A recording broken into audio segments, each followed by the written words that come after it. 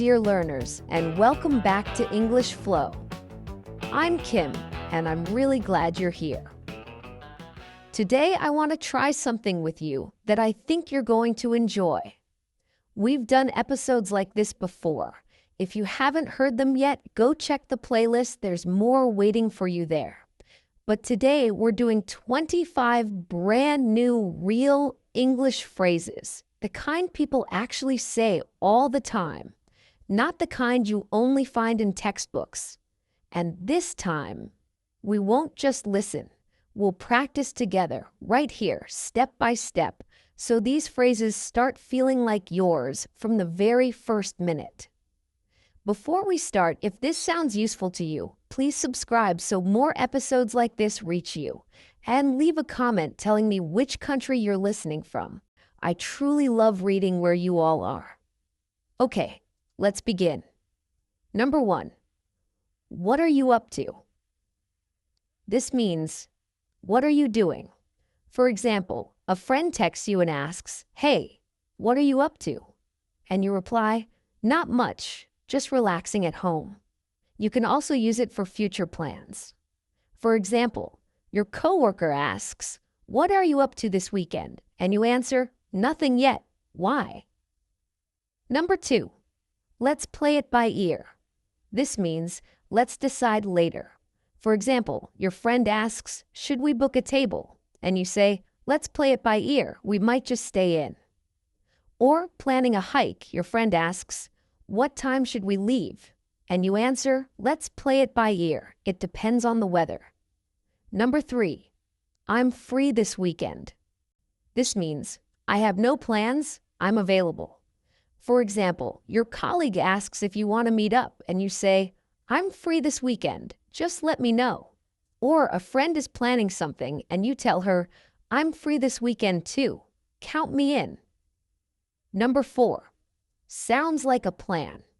This means, I agree, that's a good idea. For example, your friend suggests, "Let's meet at 7, and you reply, "Sounds like a plan." Or your sister asks, "Why don't we do dinner on Sunday instead?" And you answer, "Sounds like a plan that works better for me." Number 5. Let's grab a bite. This means, let's eat something quick and simple. For example, before a movie, your friend says, "Let's grab a bite first, I'm starving," and you say, "Good idea." Or, after a long meeting, your coworker suggests, "Let's grab a bite, I haven't eaten since breakfast," and you agree, "Yes, please." Now, let's move to phrases for agreeing or sharing an opinion. Number 6. I couldn't agree more. This means, I totally agree. For example, your colleague says, "This city really needs more parks," and you respond, "I couldn't agree more."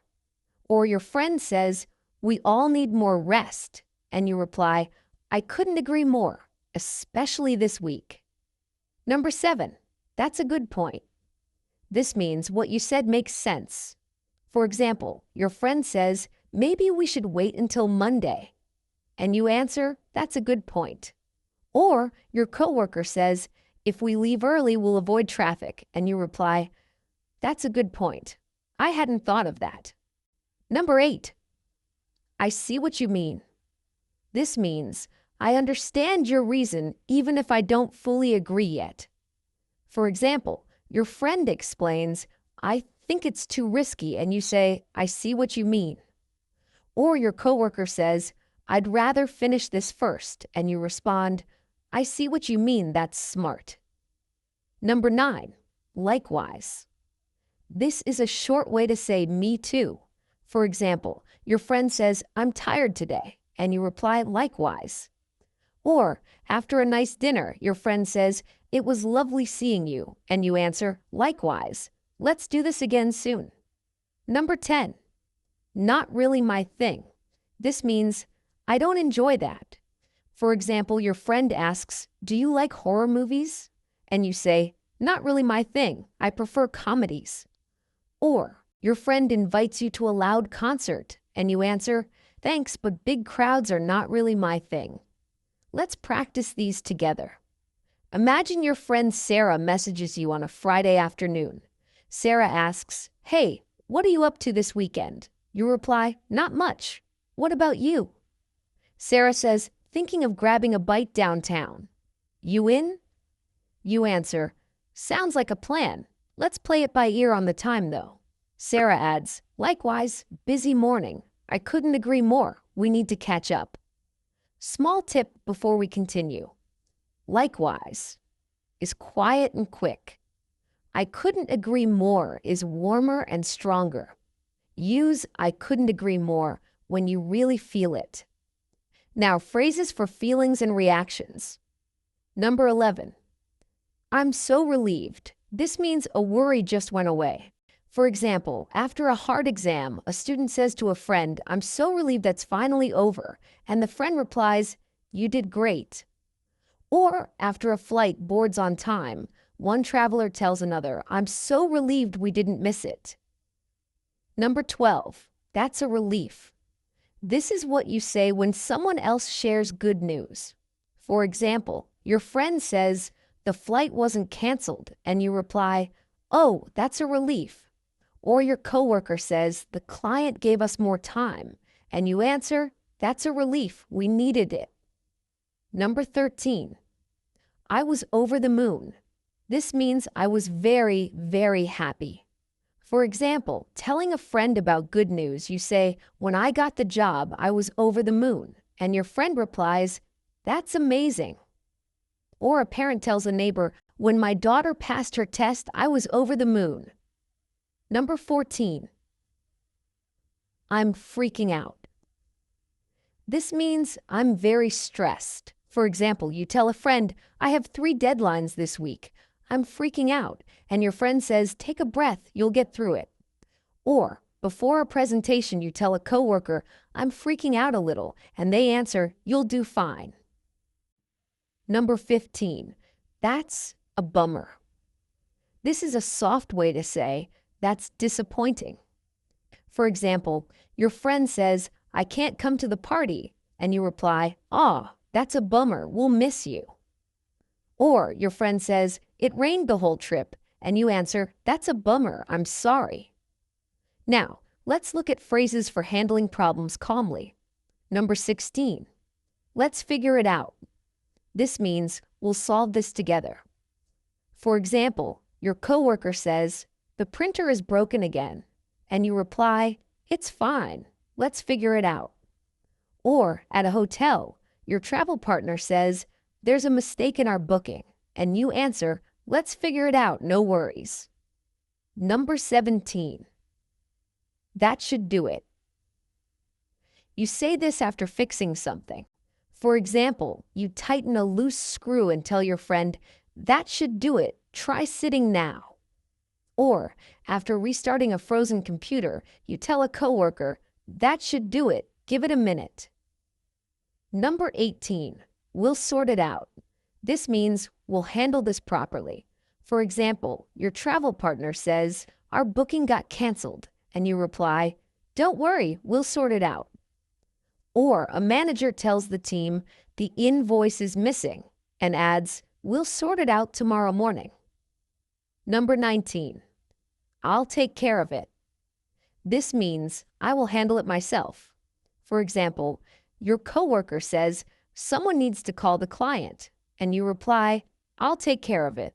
Or your partner says, "We forgot to pay the bill," and you answer, "I'll take care of it right now." Number 20, give me a second.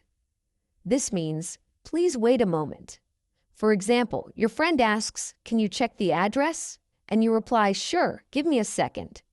Or on the phone, your coworker asks a question, and you say, "Give me a second. Let me find that." Let's practice. Imagine something goes wrong at work. Your coworker Alex says, "The system crashed again." You reply, "That's a bummer. Let's figure it out." Alex adds, "I already restarted it once." You say, "Give me a second." "Okay, that should do it." Alex replies, sounding relieved, "That's a relief. I was freaking out." You answer, "Don't worry, I'll take care of it if it happens again." Now, phrases about time. Number 21. I'm running late.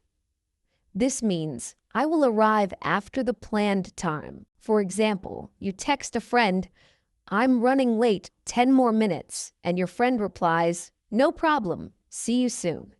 Or, before a call, you message your manager, "I'm running late for the meeting, sorry." Number 22. Let's get a move on. This means, let's hurry. For example, a parent tells the kids in the morning, "Let's get a move on, the bus is coming." And a child answers, "I'm almost ready." Or, before a concert, your friend says, "Let's get a move on, doors close soon." Number 23. I'll be there in a bit. This means I will arrive soon, but not at an exact time. For example, your friend texts, "Where are you?" And you reply, "I'll be there in a bit." Or, at a party, someone asks where their friend is, and another guest answers, "She'll be there in a bit. She just texted me." Number 24. Take your time. This means there's no rush. For example, your friend says, "I need 5 more minutes," and you reply, "Take your time." Or, an employee helps a customer with a form and says, "Take your time, there's no hurry at all." Number 25. We're cutting it close. This means we have very little time left. For example, checking the time before a train. One traveler tells another, "We're cutting it close, it leaves in 3 minutes." Or, finishing a report right before a deadline, you tell your coworker, "We're cutting it close, but we'll make it." That's 25 phrases for today. Now, here's a small challenge before we finish. Imagine your friend cancels your weekend plans at the last minute because of work. Try to answer, out loud, using 3 phrases from today. Really try it. Don't skip this part. It's where the learning actually happens. Here's your homework. Pick 5 phrases from today. Write a short conversation using all 5 and make sure it's completely clear who is speaking at each line. Then say it out loud. And if you enjoyed learning phrases this way, check the playlist. There are other episodes just like this one, and there'll be more coming. If today helped you even a little, please subscribe to English Flow and tell me in the comments which phrase you liked the most today. I'm Kim. Thank you so much for being here. I'll see you in the next episode. Take care of yourself and keep flowing.